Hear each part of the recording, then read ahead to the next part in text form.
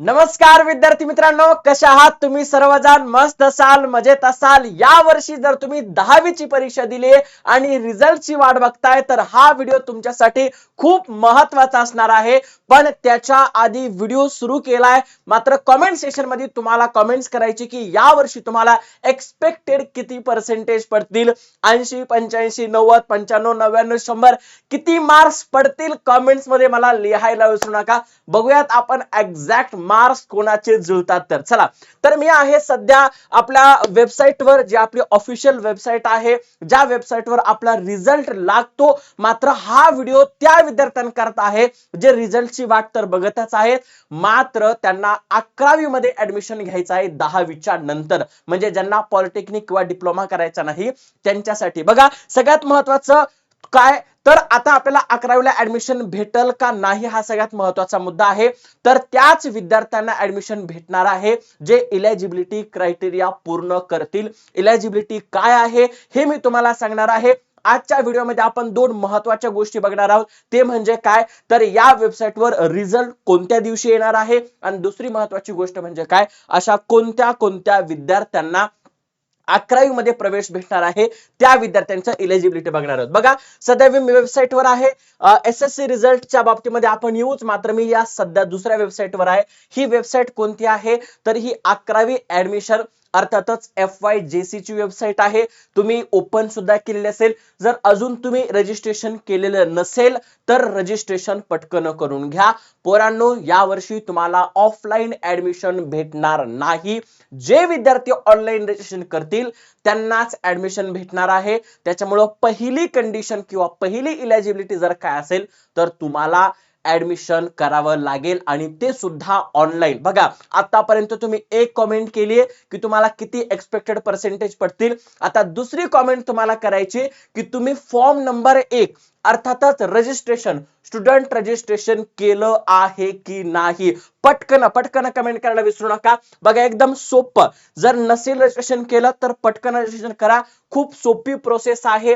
जवळपास जर आपण विचार केला तर आतापर्यंत 7,64,570 विद्यार्थ्यांनी रजिस्ट्रेशन केलेलं आहे. विद्यार्थ्यांनो, अजून रजिस्ट्रेशन केलेलं नसेल तर पटकन करा, कारण यावर्षी 16 लाख विद्यार्थ्यांनी एक्झाम दिली होती, मात्र फक्त 7.5 लाख विद्यार्थ्यांनी फॉर्म भरलेले आहेत.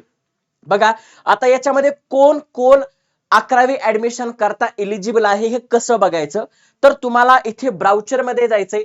ब्राउचर मध्ये गेल्याच्या नंतर इन्फॉर्मेशन बुकलेट नावाचं एक पुस्तक आहे, ते तुमच्या समोर डाउनलोड होईल. याच्यामध्ये 11वी ऍडमिशन बाबतची सगळी माहिती पुस्तिका तुम्हाला दिलेली आहे. कदाचित ही 2025-26 ची आहे. या वर्षीची सुद्धा लवकरच येणार आहे. ही सुद्धा, याची जी लिंक आहे ही सुद्धा मी तुम्हाला डिस्क्रिप्शन बॉक्स मध्ये टाकणारच आहे. बघा, आता इलिजिबिलिटी काय आहे, इलिजिबिलिटी क्रायटेरिया काय आहे हे आपण बघणार आहोत.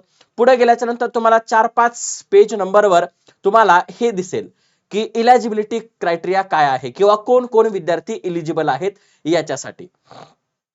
बघा, सगळे कॅप राउंड्स किती असतात, काय असतात, सगळ्याच्या बद्दल माहिती आहे. पण आपल्याला मात्र एलिजिबिलिटी वर जायचं आहे की कोणते कोणते असे विद्यार्थी आहेत जे एलिजिबल आहेत. बघा, सगळी माहिती, अक्षरशः सगळी माहिती याच्याबद्दल आहे.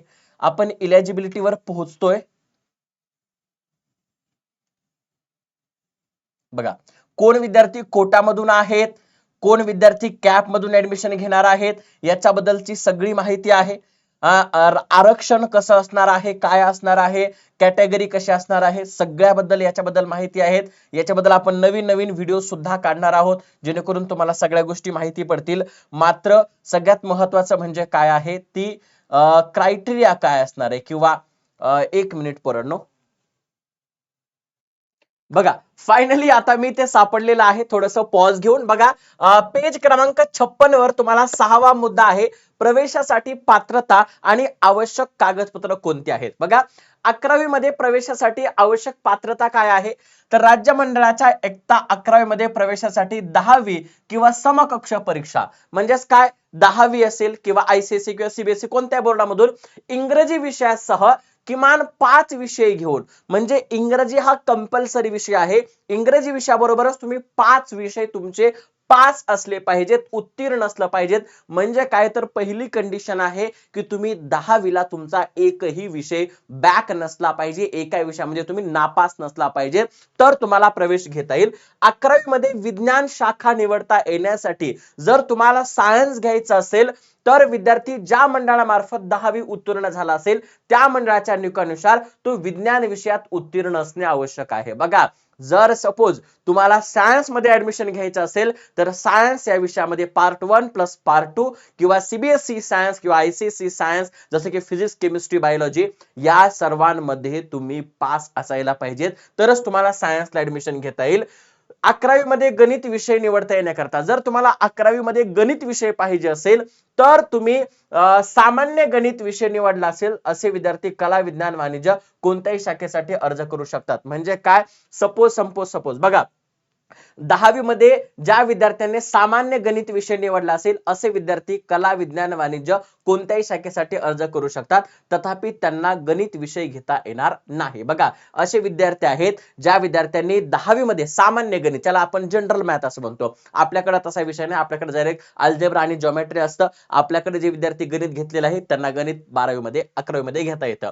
11वी मध्ये द्विलक्षी विषय निवडता येण्यासाठी 11वी मध्ये भौतिकशास्त्र, रसायनशास्त्र व गणित हे 3 विषय घेतलेले नसताना तांत्रिक गटातील द्विलक्षीय अभ्यासक्रम प्रवेश संबंधित मंडळाच्या मान्यतेनुसार देता येतील. जसं सपोज तुम्हाला जर हे घ्यायचं असेल, काय घ्यायचं असेल, कम्प्युटर सायन्स घ्यायचं असेल, इलेक्ट्रॉनिक्स घ्यायचं असेल, तर त्याच्यासाठी तुम्हाला भौतिकशास्त्र आणि रसायनशास्त्र म्हणजे फिजिक्स, केमिस्ट्री आणि मॅथमॅटिक्स घेणं कंपल्सरी आहे, है ना. तसंच पॅरामेडिकल क्षेत्रामधील प्रवेश देता येत नाही. जर सपोज तुम्हाला कम्प्युटर सायन्स घेतला आहे तर पॅरामेडिकल क्षेत्रातील जसं की फिशरी आहे, है ना, अशा किंवा क्रॉप सायन्स आहे असा विषय तुम्हाला घेता येत नाही. वरील बाबींचा विचार करून तुम्हाला विषयांची निवड करायची आहे. आता विषय कोणते घ्यायचे आहेत, काय घ्यायचे आहेत याच्याबद्दल आपण डिटेल मध्ये डिस्कशनच करणार आहोत. मात्र अशा विद्यार्थ्यांनाच ऍडमिशन भेटणार आहे ज्या विद्यार्थ्यांचे 10वीचे सगळेच्या सगळे विषय निघलेले आहेत. जर तुम्हाला सायन्स घ्यायचा असेल तर तुम्ही सायन्स मध्ये पास झालेला असायला पाहिजे. जर तुम्ही मॅथ घेतलेला असेल तर मॅथ मध्ये तुम्हाला